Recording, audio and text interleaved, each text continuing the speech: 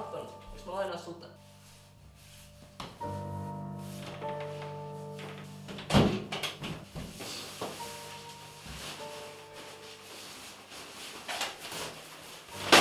Anton, oot sä kunnossa? Mitä sattuu?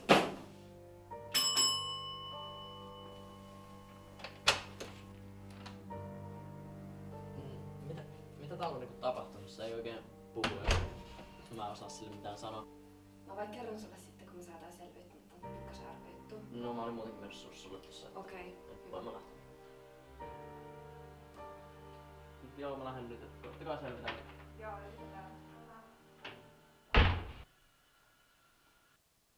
Me pois! Enkä mene, kun kerrot, mikä tää juttu oikein on.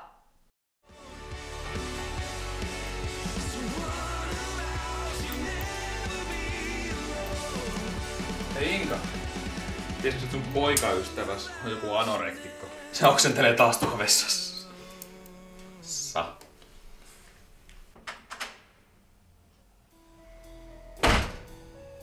Mitä sä teit? Taasko sä puhut siitä jotain paskaa? Hei, oma vikansa, jos tarpeeksi ryhmätä rupee tollasta. Ei silleen, etteikö se voi syytä. Haista Erik vittu! Oikeesti? Mä en edes ymmärrä, että sä jaksat sitä. Isä ja äitikin varmasti vaan penaa, että te erootte. Mua vituttaa kuunnella sua, kun sä aina aulat päätäs. Mä en jaksa olla aina teidän kahden välissä selvittelemässä. Oottais nyt vittu jotain muutakin, etkä ois nöykänä ittees. Mä en tajua, et miksi sä lähit. Eihän sulla mitään syömishäiriöä voi olla. Sä vedit teillekin suklaata. Ja kai mä toisin huomannut, jos olet yhtäkkiä tullut joku luuranko. Mut siis, eihän sulla edes mitään tarvetta laihduttaa, kun sähän oot just hyvän kokonen. Arvaa miltä musta tuntui jäädä sinne, kun porukka alkoi kyselee kaikkea susta, enkä mä tiennyt mitään. Haista vittu. Miltä susta tuntuu? Just ton takia mä sanoin, et painu helvettiin, kun et sä kumminkaan ymmärrä! Ihan vaan tiedokses, että multa viimeisen 13 päivän aikana tippunut 4,8 kiloa. Ja eilen söin tasan sen yhden suklaapatukan ja litran vettä. Ja meinas sekin lentää ulos. Ootko sä nyt vittu tyytyväinen? Mitä? Miksi? Mä en tajuu. No vittu et kai, kun sä oot tällainen täydellisyys, jonka perään kaikki kuolaa. Vittu koko ajan kaikki kattoo mua kierroon, kun ne tietää, että mä oon sosiaalisen hierarkian pohjalla. Ne tietää, että mä oon samasta maailmasta kuin sä. Ja kohta ne kattoo suakin pahasti, jos jatkat munkaan olemista. Mä oon niinku syöpä. Tai joku kulkutauti. Mä levitän vaan pahaa ympärilleni. Kaikki, mihin mä kosken, mä tänne silmissä. Mitä sä edes puhut? Ei kukaan ajattele tollasta. Ei ainakaan kukaan kello olisi mitään väliä. Ja Erik, se nyt on aina ollut tollanen vähän vittumainen, ihan kakarasta saakka. Se on kumminkin mun veli. Musta tuntuu, että se on vaan mustasukkainen, kun mä en nyt roikukaan enää koko ajan sen mukana. Ihan varmasti. Mä oon sun täys vastakohta. Miten sä kestät kattoo mua? Mä oon läski ja mä oon heikko ja ihmiset ahdistaa mua ja mä oon masentavaa seuraa ja silloin meidän ekoilla treffeillä mä pyörryin ja kukaan ei tykkää musta ja mä oon... Anton, hei rauhoitu! Hengitä nyt hyvä ihminen. Sä oikeesti vahvin ihminen, mitä mä tiedän. Eikä sun tarvii aina nauraa tai olla koko ajan iloinen. No, sä oot vakava ja sarkastinen. Mutta ei se silti tarkoita sitä, että etkö sais parasta, mitä mulla on koskaan tapahtunut. Tai etkö sä sais mua nauraa pelkällä parilla sanalla tai yhdellä ilmeellä. Eikä sillä ole mitään väliä, että oot sä urheilullinen vai et. Sitä paitsi jos oisit, niin sit se olisi taas vaan yksi juttu, missä sä oot parempi kuin minä. Mä oikeesti kestäis jos sä olisit ihan täydellinen. Mä mietin jo nytkin, että miten sä onnistutkin olemaan noin hyvä kaikessa. Joo, niin varmaan. Eiku ihan oikeesti. Voisit sä vähän valaista tätä juttua mulle? Ja mitä juttua? No tätä anoreksiaa tai mikä tää juttu oikein on? Mä tiedän näistä vittuakaan, kun en mä mikään psykologi oo. Niin mistä tää lähti?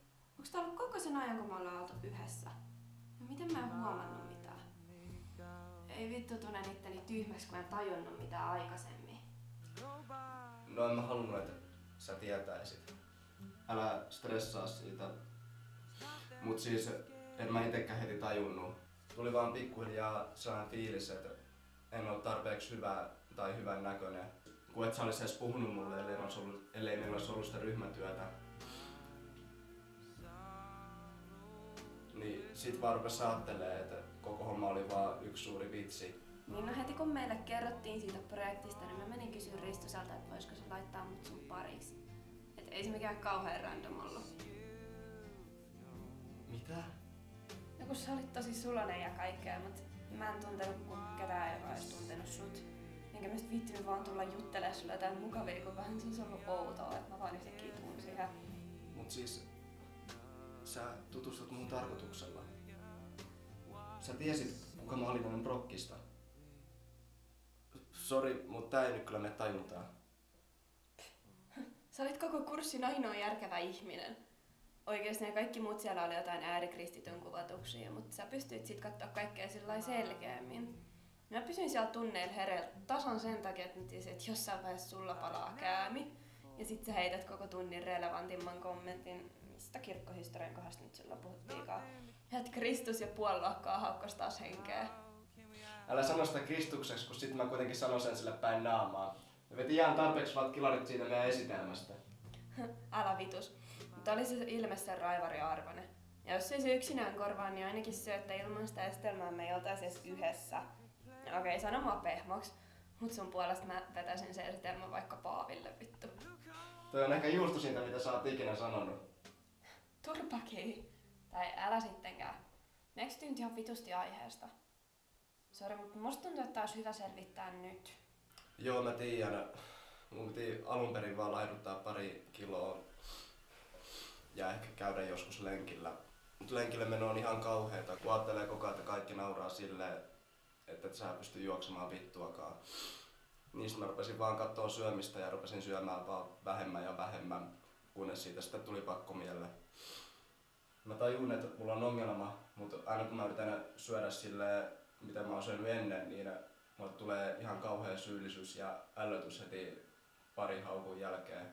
Ja sitten aina kun huomaan, että paino on tippunut, niin on vähän pettynyt, että en ole parantunut syömistä, mutta enimmäkseen ylpeä, kun oon syönyt vähemmän. Ja sit vaan koko ajan päässä tappelee ajatukset ja järki. Enkä mä uskaltanut sanoa kellekään mitään, kun joka paikassa porukka sanoo, että tää on tällainen tyttötauti. Ja että haen huomioja, että on heikko ja mun pitäisi vaan syödä enemmän, niin mä paranisin. Ne on vitun idiootteja. Oikeesti, mä en tiedä näistä jutuista sen enempää kuin tiesin aiemminkaan, mutta kyllä mä nyt sen tiedän, että sulla on paha olo. Ja että sä tarvit enemmän apua kuin vaikka mä voisin koskaan antaa. Mut enkä mä sanonut tai tehnyt mitään väärää. Tai siis jos on, niin sanon, niin mä voin pyytää anteeksi, että mä tekisin sitä uudestaan. Sori, mutta sä sanot tosi usein, että oot mielestäsi lihava ja että sun pitäisi laihduttaa. Vaikka eihän sulla ole mitään syytä. Ja sit vaan aloin miettiä, että jos sä oot itsestäsi tota mieltä, niin mitä sä sitten ajattelet musta? Ja sitten, jos voisit olla sanomatta mitään, mikä liittyy kokoon tai painoon, vaikka se olisikin positiivista. Mä tiedän, että sä tarkoitat ihan hyvää, mutta kaikki tollanen tällä hetkellä kääntyy vaan negatiiviseksi. Joo, ok.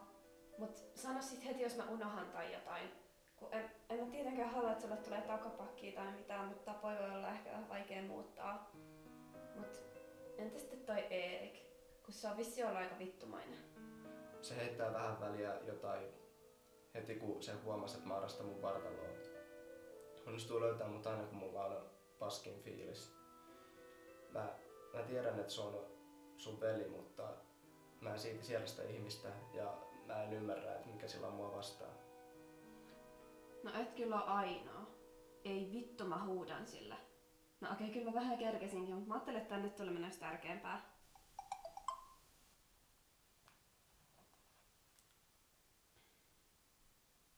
Tää on ryhmäviesti nyt kaikilta. Vittu, tää on pitkä. Me ei saatu Antonia kiinni, niin sanokko sille, että me ollaan sen puolella ja me ollaan käyty pari vakavaa keskustelua Eerikin kanssa. Mikä tilanne siellä on? Onko se mitenkään ok? Sano sille kans, että me ollaan sen tukena ja meiltä voi aina pyytää apua tai vaan vaikka kuuntelevaa korvaa, jos siltä tuntuu. Me rakastetaan sitä ja meitä vituttaa, että sillä ei mene hyvin ja ettei me taisi mitään aikaisemmin.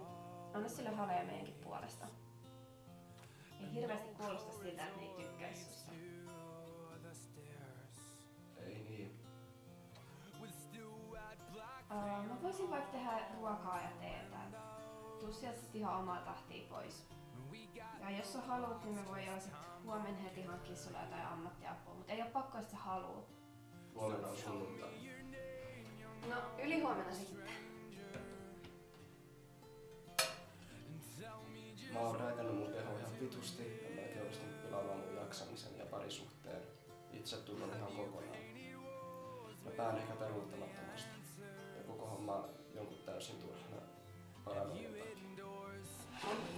Toi kuulostaa tosi oudolta. What inside is the soul's rock hard, but the heart's trapped underneath. And the weight of it all, it's enough just to crush the best out of you and me. But I swear that there's someone who cares. You're enough to set us free. And if the world don't turn just enough to bring her honest, then I guess we're better off forgotten.